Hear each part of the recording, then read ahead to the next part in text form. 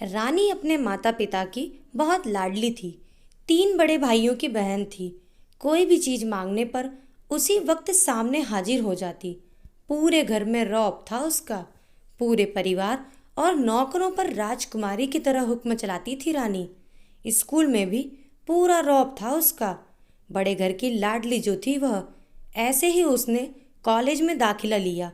उसके ठाट बाट, बड़ी गाड़ी में आना जाना, हर दिन नया फैशन देखकर हर कोई उससे दोस्ती करना चाहता था। थोड़े ही दिनों में उसके बहुत से दोस्त बन गए। पूरे कॉलेज में उसकी अपनी ही एक पहचान थी। इन दिनों उसके घर एक रिश्ता आया।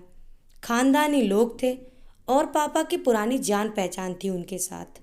रानी के साथ कोई जबरदस्ती नहीं थी, पर रानी ने फिर भी हाँ कर दी, क्योंकि वह अपने परिवार से बहुत प्यार करती थी।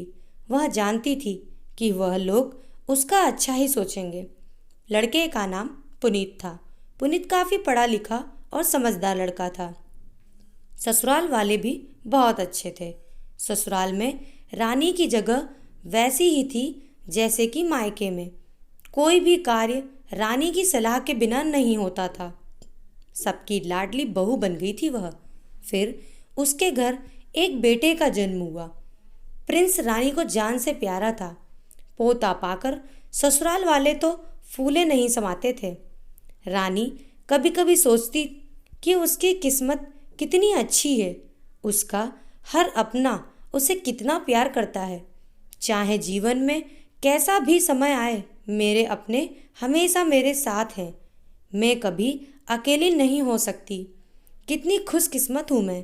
पर शायद रानी की खुशियों को उसकी अपनी ही नज़र लग गई थी। एक दिन वह मायके जाने की जिद कर बैठी। पुनीत को बहुत काम था, लेकिन वह फिर भी उसे ले गया। रास्ते में उसकी गाड़ी अन्य गाड़ी से टकरा गई। रानी, पुनीत और प्रिंस बहुत बुरी तरह से जख्मी हो गए। काफ़ी दिनों के इलाज के बाद पुनीत और प्रिंस तो ठीक हो गए, लेकिन रानी पूरी तरह ठीक ना हो सकी। सर पर चोट लगने के कारण वह अपनी आंखों की रोशनी खो बैठी। अब रानी की किस्मत जैसे उल्टे पांव चलने लगी। मायके वाले कुछ दिनों तक उसे मिलने आते रहे, फिर कभी कभार फ़ोन ही करके पूछ लेते कि अब कैसी हो।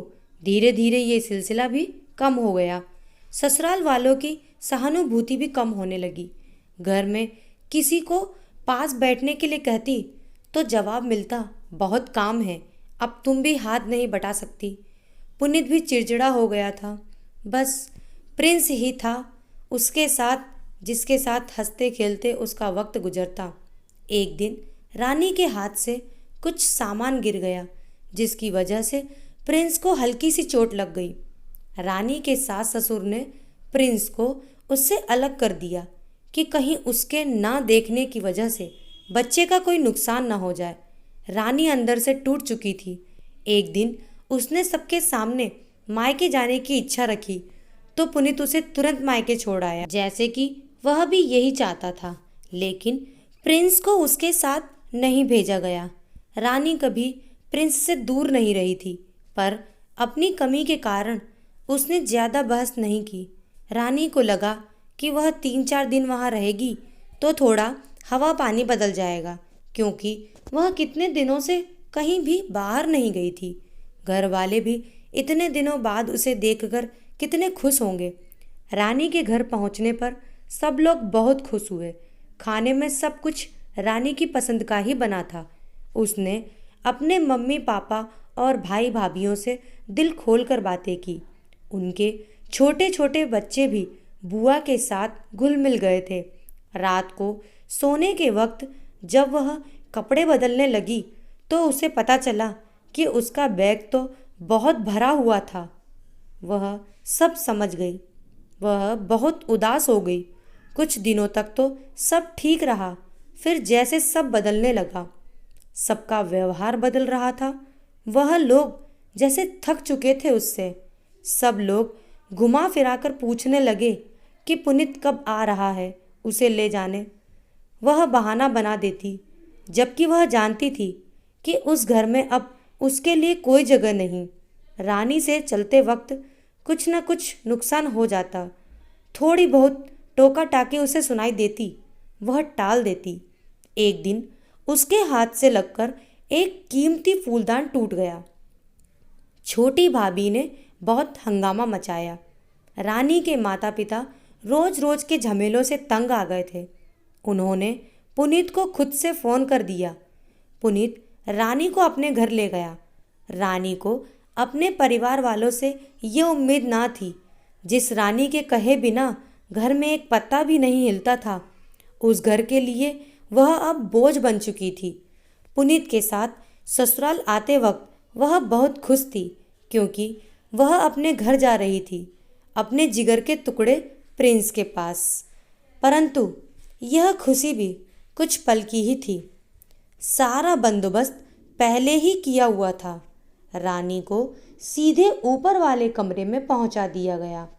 प्रिंस से दूर रहने की सख्त चेतावनी दी गई। एक काम वाली मधु को उसकी जिम्मेदारी सौंपी गई, जो उसके खाने पहनने जैसी ज़रूरतों का ध्यान रखती। रानी ज़्यादातर चुप ही रहती। कभी कभी काम वाली मधु से थोड़ा बतिया लेती। उसके जरिए प्रिंस का पता चल जाता।